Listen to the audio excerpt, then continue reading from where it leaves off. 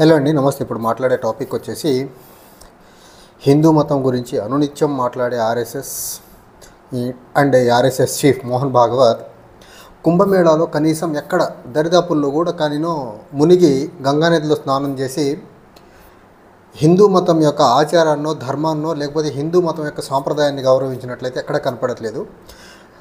ఒక హిందూ మతం కోసమే అనునిత్యం పరితపించే సంఘం, ఆ సంఘానికి సరసంచాలకుగా ఉన్నటువంటి మోహన్ భాగవత్ గంగానదిలో మునిగి కుంభమేళాలో స్నానం చేయట్లేదంటే ఆయన ఆర్ఎస్ఎస్ అండ్ ఆయన ఇద్దరు కూడా అండ్ బీజేపీ వాళ్ళు కూడా వీళ్ళు మాట్లాడుతున్నటువంటి హిందుత్వవాదం అనండి, హిందూ మతానికి పరిరక్షకులు అనండి, లేకపోతే హిందూ మతం మీద ఉన్నట్టు వీళ్ళకే పేటెంట్ రైట్స్ ఉన్నట్టు కల్చర్ ప్రొటెక్షన్ కోసమే వీళ్ళు ఉన్నారనేది ఎంత పచ్చి అబద్ధమో చూడండి మీరు. కానీ మహాకుంభమేళాలో ఎక్కడ మునిగేదానికి కనపడని మోహన్ భాగవత్ 144 సంవత్సరాల తర్వాత జరుగుతున్నట్టు అలా అంత పుణ్యమైన మహాకుంభమేళాలో కనీసం వెళ్ళి ఒకసారి కూడా మునగని ఈ మహానుభావుడు రాజకీయంగా వివిధ రాష్ట్రాల్లో తిరుగుతూ హిందూ మతాన్ని అడ్డం పెట్టుకొని మతపరమైన సమాజంలో చీలికలు తీసుకొచ్చి ఆర్ఎస్ఎస్ని బీజేపీని బలోపేతం చేసే పనిలో మాత్రం చాలా బలంగా ఉన్నాడు. సో మహాకుంభమేళ జరుగుతున్న క్రమంలోనే టువర్డ్స్ ఎండింగ్ ఆఫ్ మహాకుంభమేళ ఈయన నార్త్ ఈస్ట్లో ఉన్నటువంటి అరుణాచల్ ప్రదేశ్లో ఒక వారం పాటు అక్కడ ఆర్ఎస్ఎస్ యొక్క కోఆర్డినేషన్ అనండి, బీజేపీ ఆర్ఎస్ఎస్ యొక్క కోఆర్డినేషన్ అనండి, లేకపోతే ఆర్ఎస్ఎస్ యొక్క ఫుట్ ప్రింట్ని అరుణాచల్ ప్రదేశ్లో పెంచే ప్రయత్నం అయితే చేశాడు. అరుణాచల్ ప్రదేశ్ యాత్ర పూర్తి చేసుకొని నెక్స్ట్ ఇప్పుడు ఆయన ఎక్కడున్నాడంటే వెస్ట్ బెంగాల్లో ఉన్నాడు. వెస్ట్ బెంగాల్లో ఒక రోజు 2 రోజులు కాదు 11 రోజుల ఒక సుదీర్ఘమైన పర్యటన పెట్టుకున్నాడు. ఆ పర్యటనలో పెట్టుకొని అందులో ఒక 2 రోజులు మాత్రం చాలా ప్రధానంగా సమన్వయ బైఠక్ అంటే లీడర్స్ మధ్య లేకపోతే ఆర్ఎస్ఎస్ వాళ్ళ మధ్య కోఆర్డినేషన్ని తీసుకొచ్చే సమన్వయ బైఠక్ని ఒక 2 రోజుల పాటు జరిపే ప్రయత్నం చేస్తున్నారు. ఈ 2 రోజులు జరిపేటువంటి సమన్వయ బైఠక్లో మెయిన్ ఎజెండా ఏంటంటే వెస్ట్ బెంగాల్లో ఉన్నటువంటి బీజేపీ లీడర్స్ మధ్య ఉన్నటువంటి సఖ్యత కొరవడింది. ఆ సఖ్యతని పెంపొందించి వాళ్ళ మధ్య ఉన్న పొరపచాలు మొత్తం తీసేసేదానికి మోహన్ భాగవత్ 11 రోజులు అక్కడ ఉన్నాడు. 11 రోజుల్లో 2 రోజులు మాత్రం డెడికేటెడ్గా బీజేపీ ఆర్ఎస్ఎస్ వాళ్ళ మధ్య, మరీ ముఖ్యంగా బీజేపీ లీడర్స్ మధ్య ఉన్నటువంటి ఆ గ్యాప్స్ని ఫుల్ఫిల్ చేసే ప్రయత్నం చేస్తున్నాడు. ఇప్పుడు వెస్ట్ బెంగాల్లో మనం చూసుకున్నట్లయితే 2026లో అసెంబ్లీ ఎన్నికలు ఉన్నాయి. ఈ అసెంబ్లీ ఎన్నికలు దగ్గర పడుతున్న తరుణంలో బీజేపీ ఏం చేయాలా, ఆర్ఎస్ఎస్ ఏం చేయాలనే దాని మీద 11 రోజులు అక్కడ కూర్చొని ఒక సమన్వయ బైఠక్ని అయితే ఏర్పాటు చేసే ప్రక్రియలో ఉన్నాడు ఈయన. సో ఇక్కడ ముగ్గురు లీడర్స్ చాలా ప్రధానంగా ఉన్నోళ్ళు, ఒకటి సువేందు అధికారి, leader of opposition in west Bengal legislative assembly, తర్వాత సెకండ్ వచ్చేసి సుకర్ణో మజుందార్ అనే వ్యక్తి ఉన్నాడు, తర్వాత దిలీప్ ఘోష్. వీళ్ళు ముగ్గురు మధ్య సఖ్యత కొరబడి బీజేపీ ఒక ట్రాక్లో వెళ్ళట్లేదు అనేసి ఆర్ఎస్ఎస్కి వచ్చినటువంటి రిపోర్ట్. సో వాళ్ళ ముగ్గురు మధ్య సఖ్యత తీసుకురావాలి, నెంబర్ 1. నెంబర్ 2, ఇప్పుడు ఈ 11 రోజులు వెస్ట్ బెంగాల్లో ఉండి వెస్ట్ బెంగాల్లో ప్రధానంగా ఉన్నటువంటి 3-4 ప్రాంతాల మధ్య ఉన్నటువంటి లీడర్స్ అందరినీ, ఆర్ఎస్ఎస్ వాళ్ళందరినీ పిలిచి ఒక దగ్గర కూర్చొని next down the line 1 year divisive politics ఎలా చేయాలి, ఆర్ఎస్ఎస్ యొక్క భావజాలాన్ని జనాల్లో ఎలా తీసుకెళ్ళాలి, ఆర్ఎస్ఎస్ మీద సదాభిప్రాయాన్ని ఎలా పెంపొందించే ప్రయత్నం చేయాలి, ఆర్ఎస్ఎస్ బీజేపీ యొక్క కోఆర్డినేషన్ ఎలా జరగాలి అనే దాని మీద ఒక 11 రోజులు అక్కడ ఉండి సమాజాన్ని నిట్ట నిలువున ఎలా చీర్చాలి, అక్కడ బంగ్లాదేశ్ అంశాన్ని ఎలా వాడాలి, హిందూ ముస్లిం అంశాన్ని ఎలా వాడాలా, టీఎంసీ మీద ఎలాంటి రాజకీయపరమైన దాడి చేయాలో, ఇలాంటి అన్నిటి మీద ఒక 11 రోజులు అక్కడ కూర్చొని అక్కడ వాళ్ళకు బీజేపీ వాళ్ళకి ఆర్ఎస్ఎస్ వాళ్ళకి ట్రైనింగ్ ఇచ్చి వచ్చే ప్రయత్నం అయితే చేస్తున్నాడు ఈయన. ఇక్కడ మనం చూసుకున్నట్లయితే 2026లో జరగబోయే అసెంబ్లీ ఎన్నికల్లో ఇప్పటికే వెస్ట్ బెంగాల్లో డూప్లికేట్ ఓట్స్ డూప్లికేట్ ఈపీఐసి వేరే రాష్ట్రాల్లో ఉన్న ఓటర్స్ ఆల్రెడీ వెస్ట్ బెంగాల్లో నమోదయ్యారనేసి వెస్ట్ బెంగాల్కి సంబంధించినటువంటి ముఖ్యమంత్రి మమతా బెనర్జీ గారు డైరెక్ట్గా ఎలిగేషన్ చేశారు. తప్పిదాలు జరుగుతున్నాయి, వాటిని రెక్టిఫై చేస్తామనేసి ఎలక్షన్ కమిషన్ ఆఫ్ ఇండియా కూడా ఒక సైడ్ నుంచి క్లారిఫికేషన్ ఇచ్చే పని చేసింది. కానీ అదొక్కటే సరిపోదు. వీళ్ళు ఓటర్ మ్యానిపులేషన్ ఒక్కదాంతో కాదు కదా వీళ్ళు ఎలక్షన్ చేయాల్సింది. సమాజంలో చీలిక తీసుకొచ్చి తద్వారా లబ్ధి పొందే ప్రయత్నం చేయాలి. కాబట్టి ఖచ్చితంగా 11 రోజులు ఈ పర్యటన చాలా మ్యాండేటరీగా ఫీల్ అవుతున్నారు. ఇక్కడ ఇంకోటి చాలా ప్రధానంగా మనం చూడాల్సింది ఏంటంటే ఈ 11 రోజుల మీటింగ్ యొక్క ప్రధాన ఆబ్జెక్టివ్, ఒకటి లీడర్స్ మధ్య యూనిటీని పెంచడం, రెండోది పార్టీని ఎలా స్ట్రెంగ్తెన్ చేయాలనే దాని మీద సమాలోచనలు చేయడం. మూడోది presence of RSS in West బెంగాల్ని ఎలా పెంచాలా, ఆర్ఎస్ఎస్ మీద వెస్ట్ బెంగాల్ ప్రజల్లో సానుభూతి వచ్చేలా ఎలాంటి చర్యలు తీసుకోవాలా, ఎలాంటి టాక్టిక్స్ ఫాలో అవ్వాలనే దాని మీద ఈ 11 రోజుల ఈ పర్యటన మాత్రం వెస్ట్ బెంగాల్లో ఈయన పెట్టుకునే దానికి కోరుకున్నాడు. అండ్ వెస్ట్ బెంగాల్లో 2026లో ఎట్టి పరిస్థితుల్లో గెలవాలని ఒక కంకణం కట్టుకుని ఉన్నారు. దానికి ఎజెండా అంటే, దానికి వెనకాల ఉన్న హిడెన్ ఎజెండా ఏంటంటే ఆర్ఎస్ఎస్ 100 సంవత్సరాలు పూర్తి చేసుకొని 101వ సంవత్సరంలో అడుగుపెడుతుంది.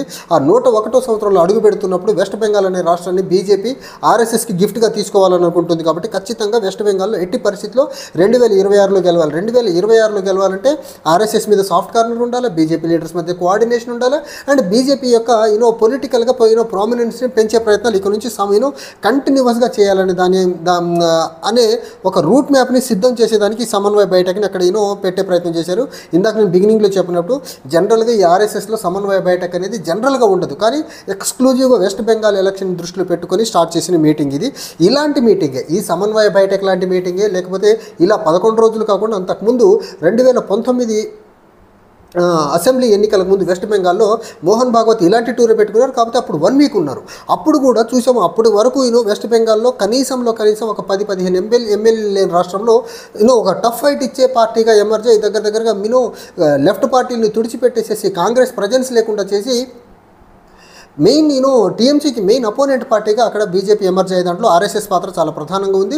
అందులో మోహన్ భాగవత్ అక్కడ నుండి వారం రోజుల పాటు ఆర్ఎస్ఎస్ కార్యకర్తలకు ఇచ్చిన ట్రైనింగ్ ఏదైతే ఉందో చాలా అద్భుతంగా వర్కౌట్ అయింది. సో అప్పుడు 9 రోజులకే కొన్ని సీట్లు వచ్చి మెయిన్ కంటెండర్గా నిలబడ్డాము. ఈసారి 11 రోజులుండి సమాజంలో ఏ రకమైన చీలికలు తీసుకురావాలా, బంగ్లాదేశ్ అంశాన్ని ఎలా వాడాలా, రోహింగ్యాల అంశాన్ని ఎలా వాడాలా, హిందూ ముస్లిం అంశాన్ని ఎలా వాడాలా, వీటన్నిటి మీద ఒక అండర్ గ్రౌండ్లో ఒక సున్నితమైన ట్రైనింగ్ ఇచ్చే దాంట్లో మోహన్ భాగవత్ తన శక్తి సామర్థ్యాలు అన్నింటినీ 11 రోజులు అక్కడ పెట్టే ప్రయత్నంలో ఉన్నాడు. ఇక్కడ ప్రధానంగా మతపరమైన సామరస్యాన్ని కూడా చాలా ఇంపార్టెంట్గా తీసుకునే ప్రయత్నం చేస్తున్నారు. ఎలాంటి డివిజివ్ హేట్రెడ్ పాలిటిక్స్ తీసుకెళ్ళినా హిందూ మతంలో చీలిక రాకుండా ఆర్ఎస్ఎస్ ఎలాంటి పాత్ర పోషించాలి వెస్ట్ బెంగాల్లో అనే దాని మీద చాలా ప్రధానంగా వీళ్ళు దృష్టి పెట్టినట్టయితే కనిపిస్తుంది. అండ్ ఇంకొకటి 2024 లోక్సభ ఎన్నికల్లో బీజేపీకి రావాల్సినటువంటి మ్యాజిక్ ఫిగర్ రాకుండా 240 సీట్లు వచ్చి మిత్రపక్షాల మీద డిపెండెన్సీతో లోక్సభలో ఈరోజు కేంద్ర ప్రభుత్వాన్ని నడుపుతున్న తరుణంలో బీజేపీ రాజకీయంగా బ్యాక్ ఫుట్లోకి వెళ్తున్న క్రమంలో ఆర్ఎస్ఎస్ ఫ్రంట్కి వచ్చి, బీజేపీ ఎప్పుడైతే బ్యాక్ ఫుట్లోకి వెళ్ళిపోయిందో ఆర్ఎస్ఎస్ ఫ్రంట్కి వచ్చి తర్వాత జరుగుతున్నటువంటి అసెంబ్లీ ఎన్నికల్లో, అది హర్యానా అవనివ్వండి, మహారాష్ట్ర అవనివ్వండి, లేకపోతే ఢిల్లీ అసెంబ్లీ ఎన్నికలు అవనివ్వండి, వీటన్నిటిలో ఆర్ఎస్ఎస్ లక్షల మంది కార్యకర్తలతో లక్షల మీటింగులు పెట్టి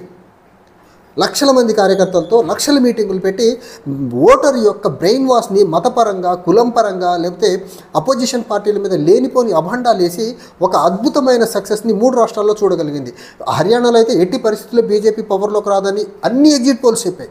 అన్ని ఎగ్జిట్ పోల్స్ యొక్క అంచనాలను తలకిందులు చేసుకుంటూ అక్కడ అధికారంలోకి వచ్చింది. అక్కడ మనం చూసినట్లయితే ఎలక్షన్ అయిపోయిన తర్వాత ఆర్ఎస్ఎస్ ప్రచారకులు చేసినటువంటి ర్యాలీ బయటకు వచ్చింది. కొన్ని లక్షల మంది కార్యకర్తలతో, ఆ బ్యాండ్ మేళాలతో, ఆర్ఎస్ఎస్ యూనిఫామ్తో, ఆర్ఎస్ఎస్ ట్రూప్స్తో కలిసి చేసిన ర్యాలీ లాస్ట్ మినిట్లో చాలా పెద్ద మొత్తంలో ఓటర్ యొక్క మైండ్ సెట్ని మార్చి బీజేపీ వైపు మలిచేదానికి హెల్ప్ అయింది. సేమ్ ద కేస్ విత్ మహారాష్ట్రలో అయితే దగ్గరగా 1,25,000 మంది ఆర్ఎస్ఎస్ ప్రచారకులు అక్కడ గ్రౌండ్ లెవెల్లో పనిచేసి close door meetings, indoor meetings and community meetings అన్నీ పెట్టి అక్కడ కూడా పెద్ద మొత్తంలో ఓటర్లు ఇన్ఫ్లుయెన్స్ చేసే ప్రయత్నం చేశారు. సేమ్ స్ట్రాటజీని ఢిల్లీలో కూడా ఫాలో అయ్యారు. సేమ్ ఇలాంటి స్ట్రాటజీని వెస్ట్ బెంగాల్లో ఇంప్లిమెంట్ చేయాలంటే ఎంతమంది ప్రచారకులు అవసరం అవుతారు, వాళ్ళని ఏ ప్లేసుల్లో డిప్లాయ్ చేయాలి, ఎలాంటి సెన్సిటివ్ ఇష్యూస్ని వాళ్ళు టేకప్ చేయాలి అనే దాని మీద మొత్తానికి వెస్ట్ బెంగాల్లో 2026లో పవర్ క్యాప్చర్ చేసుకునేదానికి మతాన్ని అడ్డం పెట్టుకుని హిందూ మతానికి సంబంధించినటువంటి కుంభమేళాలో మునగనటువంటి మోహన్ భాగవత్, హిందూ మతం మీద సర్వ అధికారాలు మాకున్నాయని బీరాలు పలికేటువంటి ఆర్ఎస్ఎస్, ఈ మోహన్ భాగవత్ అండ్ ఈ బీజేపీ వాళ్ళు ఇక్కడ సమాజంలో హిందూ మతాన్ని అడ్డం పెట్టుకుని వెస్ట్ బెంగాల్లో ఎలా గెలవాలనే దాని మీద ఒక 11 రోజుల సమన్వయ బయటకుతో రాష్ట్రంలో ఒక రకమైన కులాల మధ్య, మతాల మధ్య చిచ్చుని రేపేసి రాజకీయంగా లబ్ధి పొందేదానికి మోహన్ భాగవత్ రంగం సిద్ధం చేసుకొని వెస్ట్ బెంగాల్లో ఒక 11 రోజులు మాత్రం బస చేస్తున్నాడు. అక్కడ చూడాలి ఈ 11 రోజులు బస తర్వాత నుంచి వెస్ట్ బెంగాల్లో కుల మతాలుగా లేకపోతే ప్రాంతాల వారీగా ఎలాంటి రాజకీయమైన వికృత క్రీడలు ఈ బీజేపీ వాళ్ళు ఇక్కడ నుంచి స్టార్ట్ చేస్తారు. ఎందుకంటే ఆయన అక్కడి నుంచి వచ్చిన తర్వాత ఈ ఆర్ఎస్ఎస్ వాళ్ళు, ఈ బీజేపీ వాళ్ళు ఇదే పనిలో ఉంటారు. ఇంకా ఈయన ఇచ్చిన డైరెక్షన్స్ని యాజిటీజ్గా ఫాలో అయ్యే పనుల్లో అక్కడ మమతా బెనర్జీ గారు చూసుకుంటే ఉండరు కదా. సో ఆవిడ సైడ్ నుంచి రిటాలియేషన్ ఉంటుంది. ఆ రిటాలియేషన్లో బీజేపీ వర్సెస్ టీఎంసీ ఒక ఎలక్షన్ వార్ ఏ రకంగా ఏ పరిస్థితులకు దారితీస్తుందో ఇక నుంచి చూడాలి. ఎందుకంటే ఆర్ఎస్ఎస్ గేమ్ స్టార్ట్ చేస్తుంది. ఒక పక్క బీజేపీ సైడ్ నుంచి ఎలక్షన్ కమిషన్ ఆఫ్ ఇండియాని అడ్డం పెట్టుకొని వేరే రాష్ట్రాల్లో ఉన్న ఓటర్లని వెస్ట్ బెంగాల్కి డంప్ చేసే ప్రయత్నం చేస్తున్నారు. రెండో పక్క ఆర్ఎస్ఎస్ సమన్వయ బైఠక్ అని చెప్పి అక్కడ 11 రోజుల పాటు అక్కడ ఉండి సమాజంలో ఏ రకమైన చీలికలు తీసుకురావాలి, కుల మతాలుగా ప్రాంతాల వారిగా అనే దాంట్లో ఆర్ఎస్ఎస్ మునిగింది. సో ఇవన్నీ ఆర్ఎస్ఎస్ బీజేపీలు ఒక పక్క ఎలక్షన్ కమిషన్ సైడ్ నుంచి, ఒక పక్క సమాజం నుంచి ఈ రకమైన రాజకీయంగా గేమ్ ఆడటం మొదలుపెట్టిన తర్వాత మమతా బెనర్జీ గారు అయితే చూస్తూ ఊరుకోరు కదా. ఆవిడ సైడ్ నుంచి కూడా రిటాలియేషన్ డెఫినెట్గా చాలా స్ట్రాంగ్గా ఉంటుంది కదా. ఆ పవర్ని రిటైన్ చేసుకునేదానికి ఆవిడ కూడా ఎంత ఎక్స్టెంట్ కన్నా వెళ్ళగలరు కదా. ఈ క్రమంలో వెస్ట్ బెంగాల్లో ఎలాంటి సిచ్యువేషన్స్ ఎరైజ్ అవుతాయి అనే దానికి మాత్రం మనం వెయిట్ చేసి చూడాల్సి ఉంది. Thank you.